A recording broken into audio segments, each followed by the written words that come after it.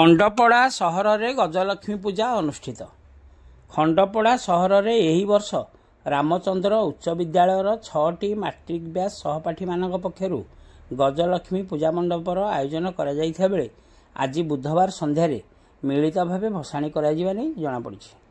सूचनायोग्य खंडपड़ा सहर में प्रतिवर्ष रामचंद्र उच्च विद्यालयर मैट्रिक बैच सहपाठी मान द्वारा विभिन्न पूजा मंडप में माँ गजलक्ष्मी पूजा पाई आसुपरी यही वर्ष सहर स्थित रथगड़ा छक 2000 बैच 2006 बैच और 2023 बैच पक्षर पूजा मंडपर आयोजन कर सहर स्थित नीलकंठेश्वर मंदिर ठारे 2024 बैच पक्षर और जगन्नाथ मंदिर निकट में 2020 और 2012 बैच पक्षर समुदाय 6टी पूजा मंडपरे माँ गजलक्ष्मी पूजा पाउछंती।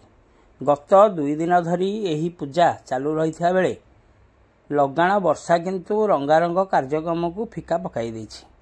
आज संध्यारे यही 6टी पूजा मंडपर मिलित भावे भसाणी उत्सव पालन हेबा नै पूजा कमिटी मानक पक्षरु सूचना मिली और एथिपाई व्यापक प्रस्तुति मध्य ब्याच मानक पक्षरु करा जायछि। खंडपड़ारू संतोष कुमार साहू रिपोर्ट, खंडपड़ा खबर।